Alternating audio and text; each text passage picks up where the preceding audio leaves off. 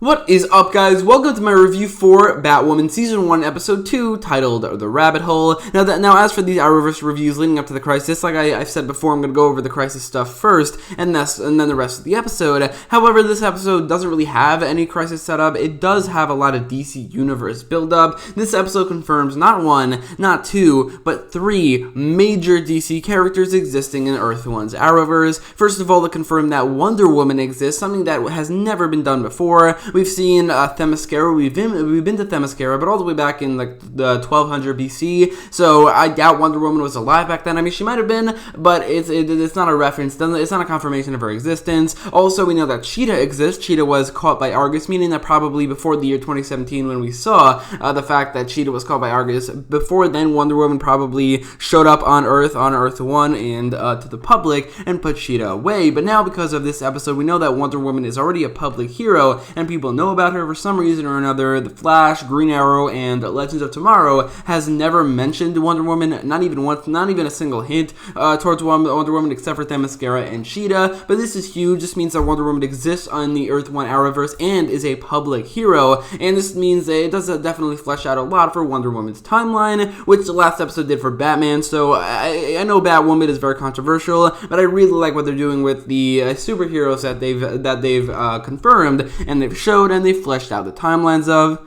But if Wonder Woman is a public hero, then there's no reason she wouldn't appear in the Crisis, which it's still possible that she will, we just don't know yet. Now, there is another DC character, another DC hero, a very prominent and famous DC hero that's been confirmed, and that is Robin. Whether or not that be the Dick Grayson, Jason Todd, or any other Robin, that's not confirmed, but this does confirm that he exists. Now, we already kind of knew that Nightwing exists, as a book released in 2016 that tied into Arrow Season 1, 2, and 3, said that the villain Guillermo Barrera was told to try to avoid people like the Hood and Nightwing. I mentioned this in my timeline of Batman, and now the fact that Robin is confirmed to exist outside of that book, which was never really confirmed to be 100% canon, or at least that note to Guillermo Barrera was never confirmed to be canon. I think that we can determine that Robin did exist, the Dick Grayson version, and he became Nightwing before the year 2012. If you want to check out what I think when he actually became Robin and when he became Nightwing, you could check my video in the top right corner of the video of Batman's timeline based off the last episode.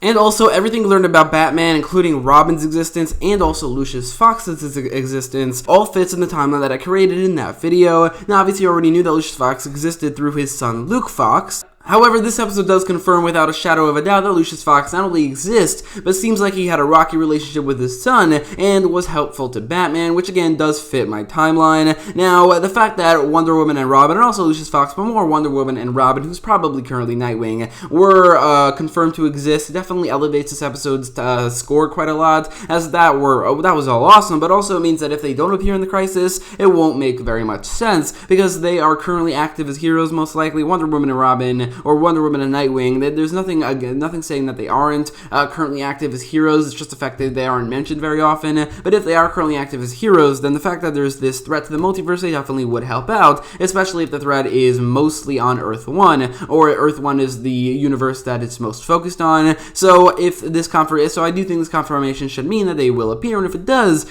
then I'm very excited to see Dick Grayson and Diana Prince of Earth 1 of the Arrowverse. So let's get into the actual episode. Now, I do think that the opening scene is actually pretty cool. Batwoman takes down a couple members of the Wonderland gang, and the fight is actually pretty good, but like I said before, I do like the emphasis on the gadgets more than the fighting ability, because if it's just fighting, then it's maybe a little bit similar to both Batman and Green Arrow, but if they go with the mostly focusing on gadgets route, then I think that makes it a lot more unique and a lot cooler. But I do actually like this fight scene. I also like the scene where she goes on her motorcycle back to the Batcave, or to the Wayne Enterprises version of the Batcave. I actually think it looks really cool, but also it looks very similar to Batman in the Dark Knight trilogy on the motorcycle driving through Gotham City. I really, really like that. So visually, that part of the episode, the opening scene, is actually really good visually, and also the fight scene. However, the rest of the episode I don't think is nearly as good, as there are some good moments, but also some not so great ones.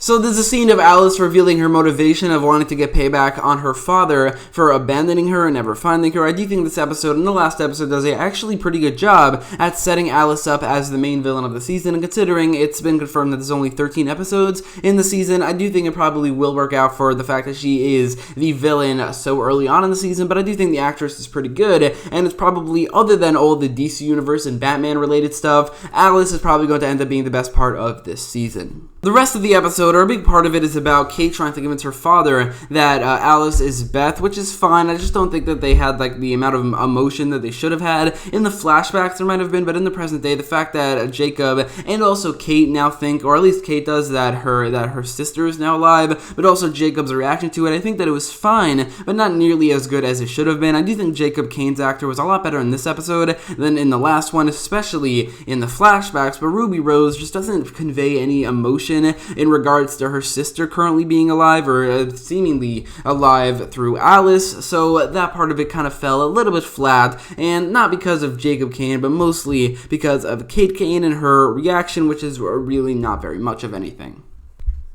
But then Kate has some scenes with her sister, definitely not my favorite part of the episode. I don't really like her stepsister very much, and the scenes between them, it's not something I care about. However, when in this scene, when she is meeting up with her sister, she uses this other guy who works for the Wonderland gang to send a message to Beth, or to Alice, confirming that Alice is Beth, where they meet up, where they hang out a lot when they were kids. This meetup between the two, the main hero and the main villain, it seems like it's happening a lot fairly early onto the season. I'm hoping it ends up well. I guess it might, but this scene is actually not that bad. It's like I said, Alice is definitely the best part of the season, not counting the DC Universe and Batman stuff, but she could end up being a good villain, so this meetup between the main hero and the main villain is, I think, not necessarily a bad one. In fact, it's actually pretty good, but then Alice is arrested by the Crows, and on the transport, somebody blows her and her car up. She does survive, but this does bring up the question, who blew her up? It seems like maybe based off the next episode, it could be Hush,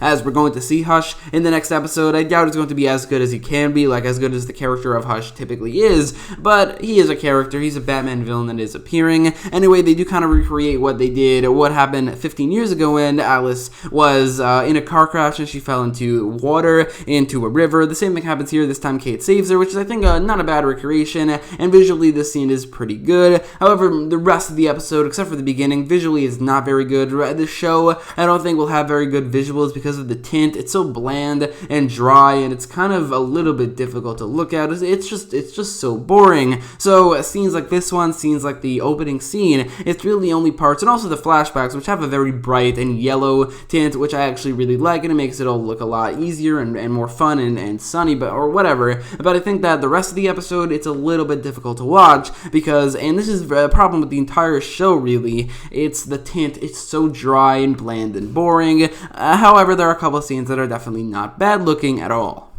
There's also a storyline with Sophie and Kate. Kate trying to basically convince Sophie to divorce her husband, asking her whether she's happy, and saying that if she were there, she would have stopped the wedding. I don't like where this is going, and I don't think Sophie should end up being the love interest to Kate because of what they set up in the last episode. It's kind of what Kate's doing here. It's kind of a bad thing to do, trying to break up Sophie and her husband, trying to get them to divorce, which is something that I think that is probably going to not be something that I like, or I like seeing in the show. Yeah, I think that if they have a love interest, then definitely should either be Renee Montoya, which I would definitely like seeing, or the Earth One version of Maggie Sawyer, maybe even bringing back the actress who played Maggie Sawyer on Supergirl. Either way, I don't think Sophie Moore's love interest role should really go anywhere in this season or this show.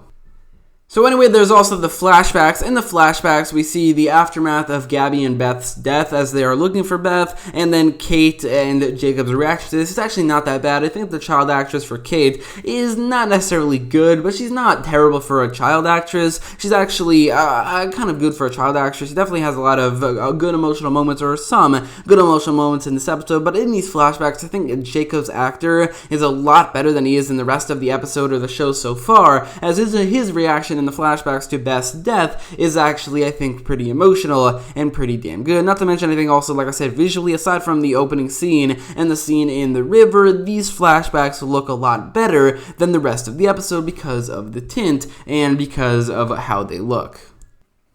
In conclusion, I thought this episode was definitely better than the first episode. The opening scene is pretty great, Alice and Kate's rivalry, but with Alice as a villain also not that bad. The flashbacks being a little bit emotional, and also the confirmation of Wonder Woman, Robin existing, and also Lucius Fox's role in the Bat family. All of those things I really liked. I didn't love the storyline with Kate trying to convince her father that Alice is Beth, nor did I like the storyline with Kate and Sophie, or Kate and her half-sister, or really most of the storylines with adult version of Kate, because I just don't think they handled the emotion or the interactions very well in those three storylines. However, the rest of the episode is, I think, a lot better than the first episode, and also I think visually it has some good moments, and I think visually the show will get better with time, especially with Batwoman's added redness to her suit. So I'll give this episode a 7 out of 10, as I think it is definitely better than the first episode, has its moments, but definitely is not what I would call great or even necessarily good. This show is definitely a work in progress.